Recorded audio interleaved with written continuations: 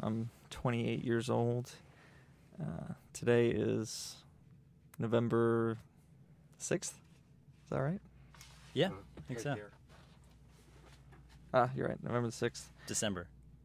Oh, it's December the 6th, 2012. I'm here in San Francisco, and I'm a friend of the guy who's about to introduce himself to you. I am Rene Pinnell, age 29.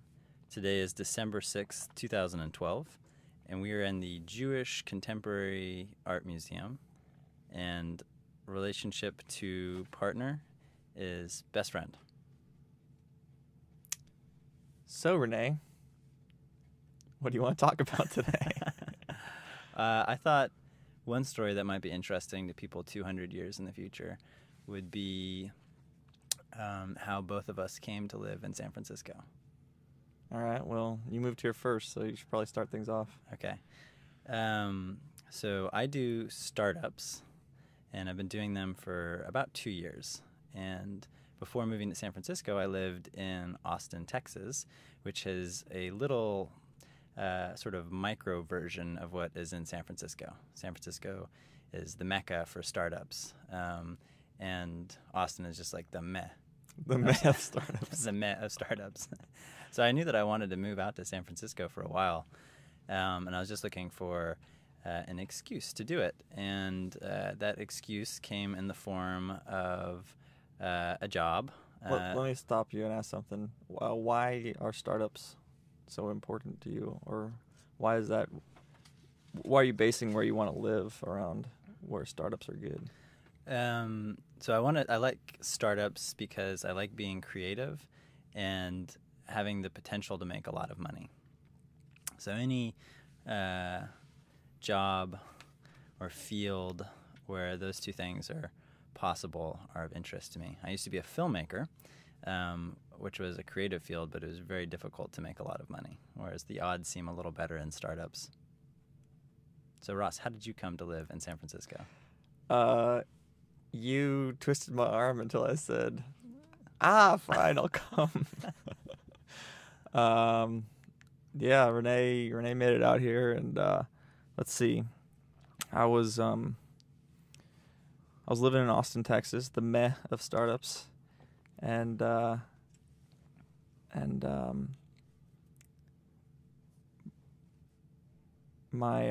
was living in my parents' house. They were out of town, and I was just like house sitting for them, and they were coming back into town in like a couple weeks, and I get a phone call from Renee. Ross, call me up. I got an opportunity for you. I'm like, okay. And he's like, yeah, I'm doing this startup here in San Francisco. I want you to be a part of it. Come live out here with me. I've got a room. I'll pay you to work. There's no reason to say no. And I was like, wow, just uproot and go out there. I'll have to think about it, make sure that's a good idea.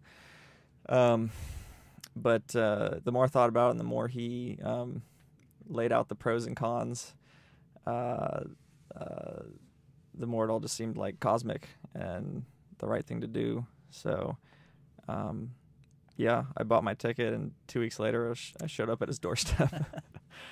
And I've been here about 3 months now, so I got out here. And the crazy thing about San Francisco is it feels like home already. Yeah. It's like just like you said, I got to get out here.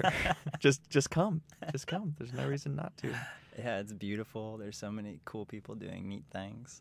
Yeah. The one thing that I think would be interesting from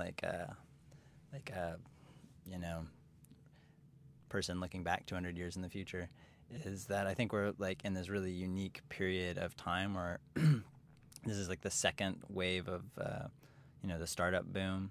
You had the one in the 90s, mm-hmm.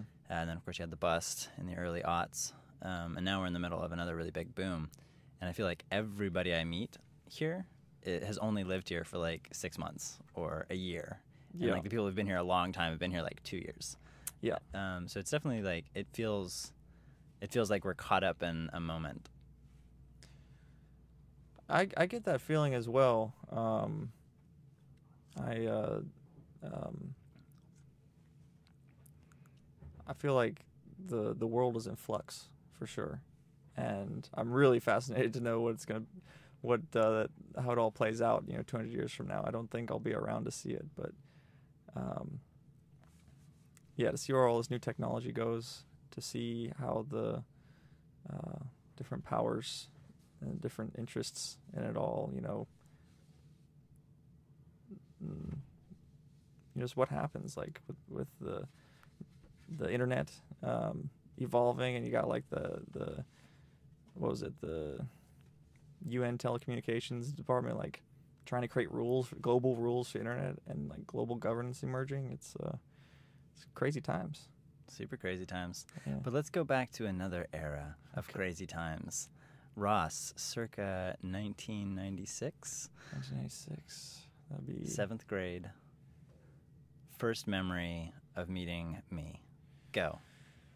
I don't know if I remember the first time I met you, but my foggiest memories of you are stuff like you skateboarding.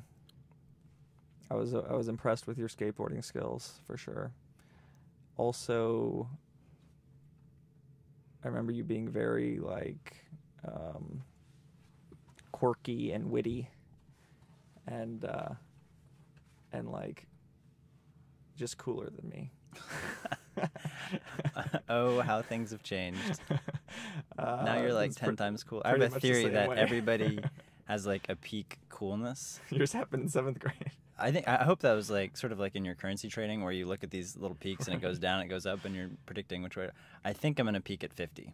Okay. I feel like I'm not. I feel like I was really cool in high school, and then I've been like on a downward trend. I think I'm like. You've been retrenching. Yeah, I feel like I'm at hopefully the bottom of like uncool right now.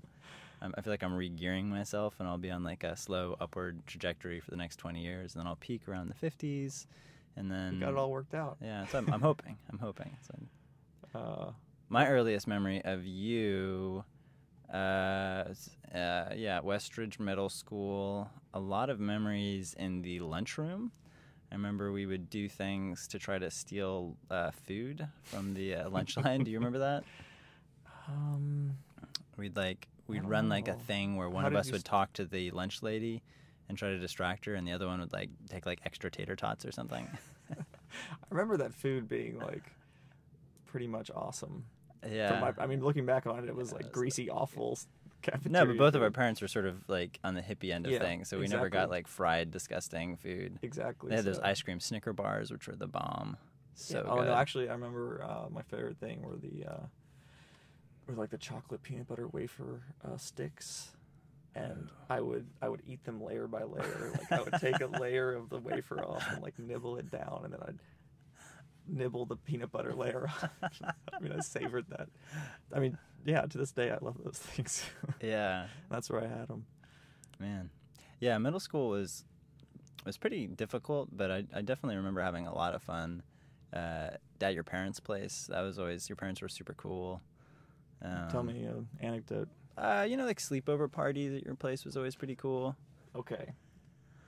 I have bad memories of sleepover parties at my place. So, I don't know. I don't remember if you were there. It was Mike Pariseau, who was like, we were in like the bad kid clique. Yeah. So, Mike Pariseau and Matthew Zepeda, and Jesse Cunningham, I think was there, and you might have been there, and we were all sleeping over in my room, and they were just being assholes. Was this when we smashed chocolate chips into your carpet? That sounds like part of the chaos. But I remember my parents at one point coming downstairs and be like, "You kids need to shut the hell up and go to sleep."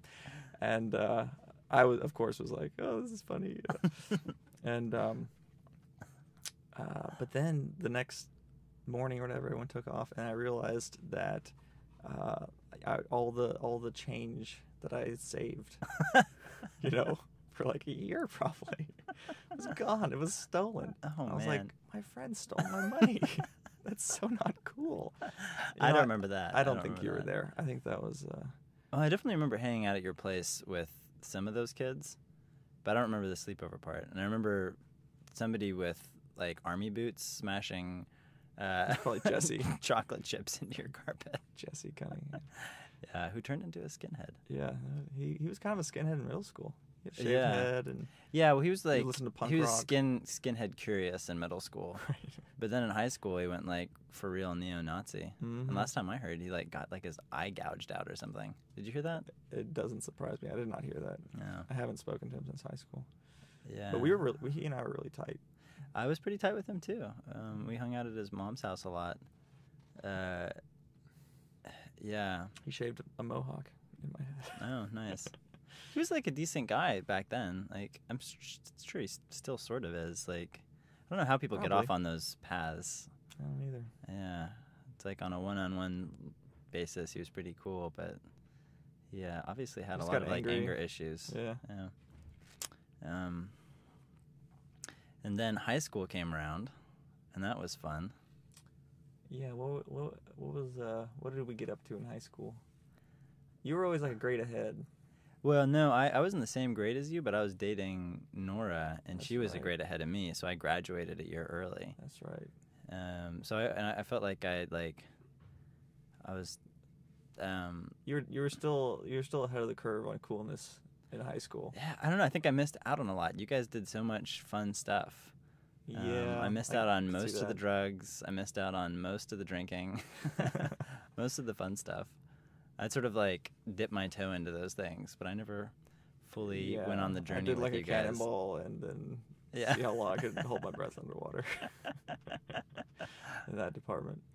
But no, whenever I hung out with you guys, like you and Nora and like Michael McDonald, Yeah. I definitely always felt like I was a dorky kid. like you guys are like talking about music and I don't know. Oh man, that's so weird. I always thought of you as like someone cooler. Yeah. I guess that the whole cool thing is a little Yeah. hard to It measure. is. Well, I guess that's why. Yeah. Tell me, this is like something I just want to know, like, what was your, 5-minute story of your relationship with Nora? Oh, What did okay. you get from out of that? What were Yeah, some like first love. milestone moments? First time I had sex as a semi-adult. So that was a milestone. What was different about that sex? Well, we both sort of knew what we were doing a little bit more. I had sex when I was really young. I don't know if you knew that. Did you know that? Yeah, you told me. Okay, I don't remember. Like, I tell some people that, and they're like, "What?" Yeah. But yeah, I mean, that was like, that was the first time you're like, "Whoa, I'm super into this person." Right. Whereas before, You it had was like just sort of- emotional Yeah, exactly. connection. Yeah. Before it was just playtime, but we got together because her parents were out of town for like 3 weeks over the summer. Both of y'all's parents? No, just hers. Her parents. And she had a car. Like those two. That's right. She had a car Yeah. before all of us because she was older than us. Yep. Yeah, we'd And ride around in that she had VW bug. that blue VW bug. Yeah. So yeah, I never thought of her much. I mean, I definitely noticed her and thought she was pretty cute, and like she was definitely different. She was super smart and quiet, but like really sort of powerful in her quietness, and super reserved and difficult to understand and moody, and all those things were like added up to sort of this like person that I'm like really interested in. But you can't estimate the importance of having someone's parents out of town for like 3 weeks and having a car. It's like without those things, we probably never Total would have gotten freedom. together. Yeah. That's cool. But by the time her parents got back, we was in love. Yeah. What else? Yeah, I mean, I graduated school a year early because she was ahead of me, and I, wanted to like keep up. Thought maybe we'd like stay together, but we only were dating for like 10 months, I think. Oh, really? Yeah, Oh. it was pretty. I mean, we're like in this like weird limbo state after that, where I was always trying to get back together with her, and we sort of not really did, but kind of did. She got me to move her up to Portland, and it sucked. It was really crappy. Oh man, so it was kind of like she used you a little bit there. Yeah, I mean, she didn't. There was no like tit for tat, and I mean, there was definitely no tat. All tit on your end. Yeah. And she packed so much shit in her VW. It was a different VW by then. She had a Rabbit, which is an older like 80s Rabbit, that you couldn't put the seat all the way back. Like the crap was built up so much in her back seat that it was pushing the seats forward. So we drove all the way from Texas to Portland, Oregon. Like leaning way forward in the seat.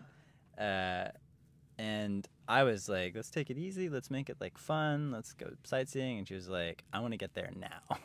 So we basically drove straight. Like we got there in like 48 hours. Oh, wow. And then I helped her unpack, and then I flew back. It was like, yeah, I don't know. It's like the weird thing about Nora is like I think I've got this thing where like difficult women who like don't really love me are the ones that like I like don't necessarily like I don't have the best time with by any means. Yeah. But there's something about their like reserved nature that makes me like want to prove myself. There's something about that I think is like an unhealthy pattern that I find myself in, attracted to women who don't really like me, which I think is why I'm always like a little attracted to lesbians. I think there's a couple reasons I'm a little attracted to lesbians, but I think that's one of them. They're not really available. Like, so I like to achieve things, you know. Right, so right. It's like if it's the challenge. Yeah, exactly. Yeah. It's not entirely healthy. How about you? First love? First love. First love was Miss Ashley Ray from Dallas, Texas. That girl, we went to college together, and first thing I noticed about her was her tits, which are very nice. Second thing, I don't know. Everything else. Then I got to know her. I mean, we were together for like 2.5 years.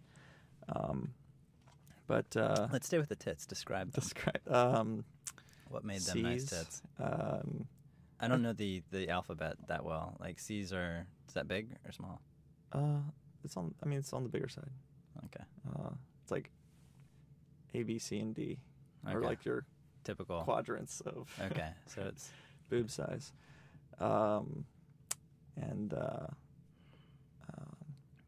no, but yeah, she started hanging out with my next door neighbors, and we first time we really hung out, we did some kind of psychedelic drug. I think it was it was AMT, alpha methyltryptamine, which was like, at the time legal, and Brandon, my next door neighbor, was like this super brilliant physics student that was all into these research chemicals that were being developed in like factories in China and like shipped over here.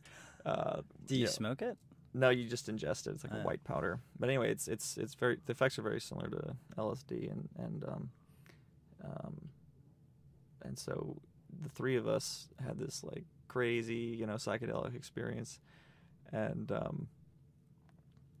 she was dating a guy named Chad at the time who. Chad, I don't like him already. Chad was a total prick. Chad was a kind of small-time pot dealer, and just like a kind of macho asshole, and we got into these super intense conversations about her relationship with Chad because we were on these drugs, and like I was like turned into like therapist mode or something. I was like, we need to get Chad over here. So she's like, Chad, I need to talk to you. Like, he comes over, and like she's trying to articulate what we've been talking about. Like, it's all about oneness or whatever BS existential stuff we were going off on, and but from that point on, I think she kind of saw me as like an upgrade. Upgrade from Chad. Yeah. I always knew Ross was like Chad 2.0. I was Chad 2.0. Yeah, I think what sealed the deal was just by far the best blowjob I've ever had. And because I was kind of interested in this other girl, I was like, who should I go after? And after that, I was like, she's the one. You were hooked. And we, but actually, I take that back. We actually had a pretty amazing intimate experience that really bonded us initially. That was we were laying on Brandon's floor of Brandon's apartment, and I had told her and Brandon about this kind of exercise you can do where you just gaze into someone's eyes and stare at their face for about 10 minutes, and sometimes you can have kind of like a experience of like oneness that's kind of profound, and but none of us had done that. But then we just without any verbal prompting we just were next to each other and we just started gazing at each other, and I put my hand on her side, and we just kept looking at each other, and we stayed up all night and for literally like 7 or 8 hours gazed into each other's eyes, and like occasionally maybe kissed once or twice, but we just like locked eyes, and yeah, we were almost inseparable after that. Wow. That's intense. It was very intense. Yeah. What's she doing now? She's in the Peace Corps in St. Lucia, and may or may not be married to a Caribbean guy. Huh, wow. But she called me up like not that long ago, 4 or so years after we broke up, and was like, hey, this guy just asked me to marry him, and this is gonna sound crazy, but just want to make sure there's no chance you'd ever get back together with me before I do this. I'm like, no chance, because things didn't end well with me and her. That's pretty intense. So did you break up with her at the end? You did, didn't you? Yeah. But, yeah.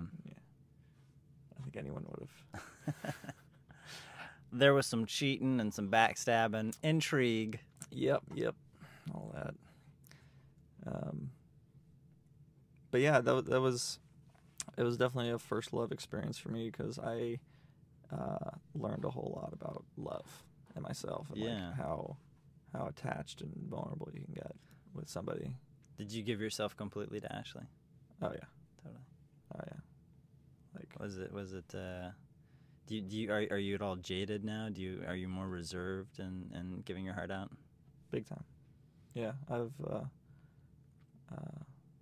not as bad as it used to be. Do you think you'll give your heart that same way again, or I completely? Hope so. Have you since Ashley? Nope. I was because not only was I naive and idealistic, but I was very into like Eastern philosophy, and like this is like the third time I've said it in this conversation without planning to, but like this idea of oneness, like I mean, I wasn't a virgin, but like I'd never had sex like that with somebody. The other thing about it was the girlfriend prior to her, I did lose my virginity too, and I wasn't happy with that experience. Like, I was like, who is that? I don't even know that person. I think you do. Oh, who is it? Carolyn Egan from our high school. Maybe. I guess I would if it was from our high school. Yeah. Anyways, you'd probably recognize the picture. But so when I started dating Ashley, I was like, hey, look, I don't want to have sex with you, like, too quickly or whatever. And so, like, we didn't have sex for, like, 3 months. Intense. But we, make out and, like, really, like,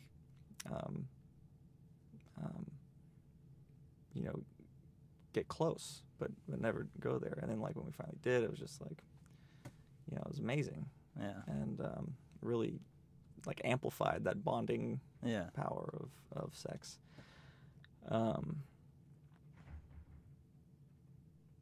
So that, plus the fact that I'd never really been in love before, plus my whole philosophy at the time of being like super open and loving and like connected to everything, it just was like the perfect storm for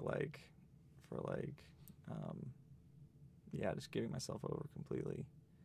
And but I'm actually really glad that I didn't ultimately tie the knot with her, because looking back on it, like, she just wasn't that great of a person, and like I don't think it would have been that good for me. Yeah. We like fought a lot too. Well, it sounds like you learned a lot about love, but it was I mean, that's the thing with like early love, is you're still not sure of who you are, and it can be very difficult to find someone that is decent for the long haul. Yeah, I got a lot of warnings from people close to me, like, dude, don't understand what you're doing. Yeah, I heard about like, because we sort of lost touch then, and I heard like, oh, Ross is gonna go marry some chick. I was like, whoa, Yeah. Crazy. Yeah. How do we want to end the podcast? Is it that time already? No, it feels like it's wrapping up. 14 more minutes. Maybe one more topic. Let's see. I'd be interested to know how your worldview has evolved through your life. Oh yeah, I definitely have thoughts on that. So, from a pretty early age, I got a lot of like really positive feedback from like creating something. Like if I drew a picture or, made a sculpture out of some clay or whatever, my family would shower me with praise. And that felt awesome. Look what you did. I know. They just, especially my Aunt Sharon, she would like take whatever I made and like show it to everyone else in the family, and like, he's a genius. And she did that to all the kids. So it wasn't just me. Right. He's a genius, just like everyone else in the family.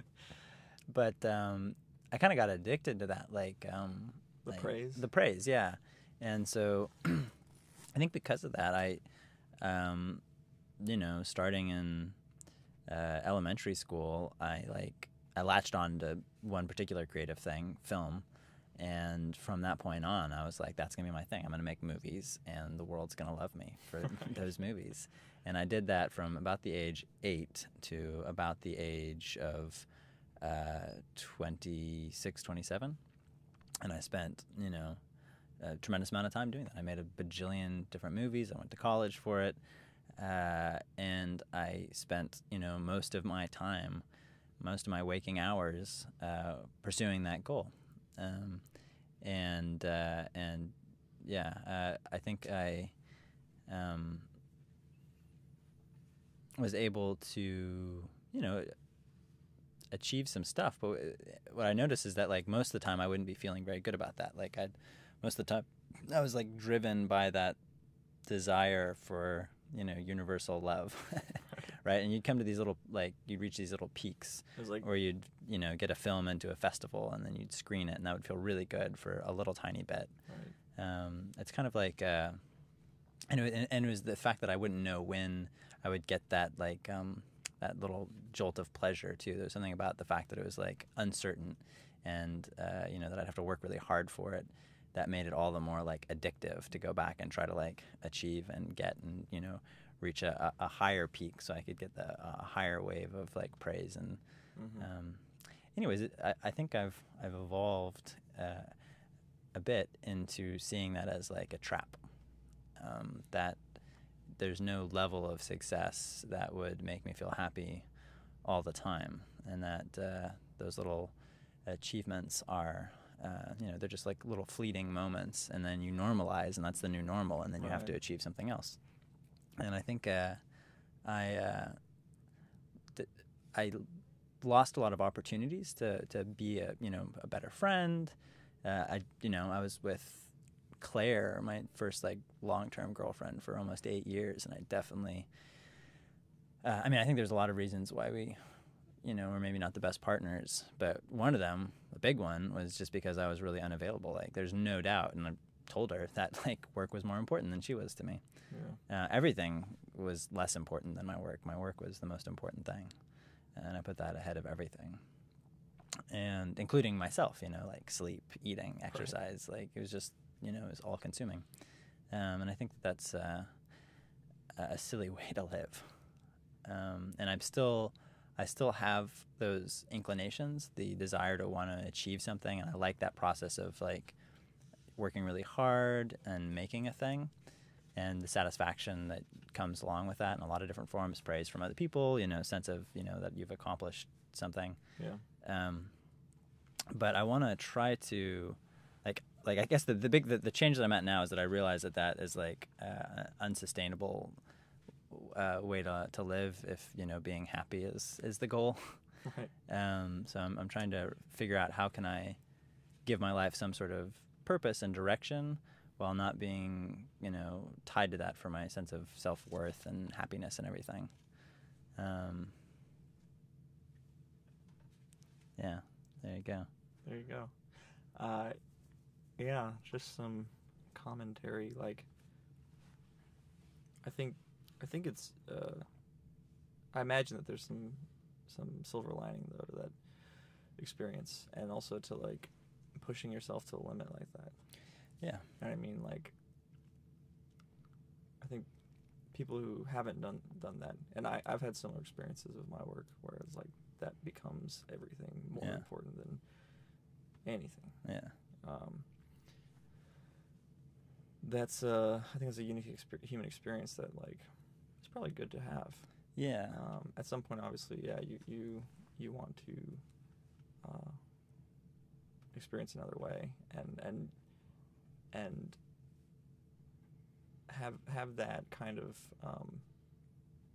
focus and dedication, but like also, like you say, be able to be happy when it's not going well, or be able to include others in yourself and have like a harmonious kind of life.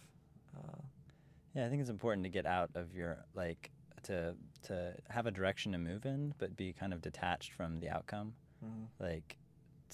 And remind yourself that you're unimportant. I think it's a good thing to remind yourself that you're going to die and be smudged out of history besides this recording, which will last forever.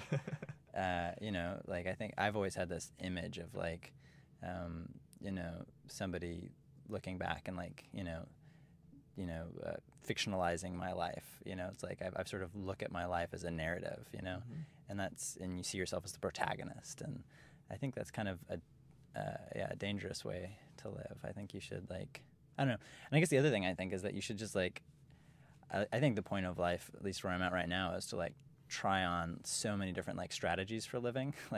I've tried one strategy. It had some pros. It had some cons. Right. I just want to keep on trying these different strategies and going for it entirely, and then assessing after a few years and saying, okay, this worked, that didn't work, and I just want to keep on doing that until I cobble together a series of strategies a set of strategies that really works well for me.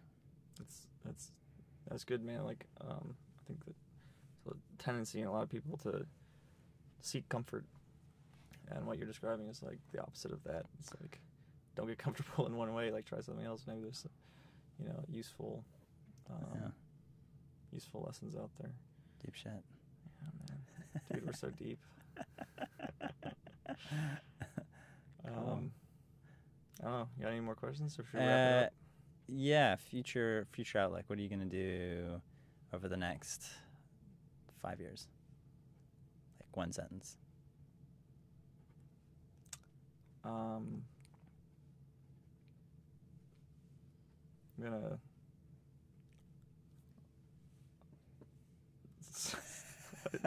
gonna do a few things. So one sentence isn't enough. Damn it. But pretty sure I want to start a family in the next 5 years. Nice. Okay. Just make more friends and close people I love. Yeah, I want to focus on being more connected to people. Very good. And 20 years. 20 years. I want to have had a substantial positive impact on the future of humanity by that time. Do you think you're going to live forever? I think it's a possibility. I honestly do. I think I might live forever in some form by that time. I mean, technology is changing so fast. Yeah. All right, cool. Well, I hope I'm there. Sweet. And if you've made it to the end of this, congratulations to you for listening. Yeah, thanks for listening. Bye-bye.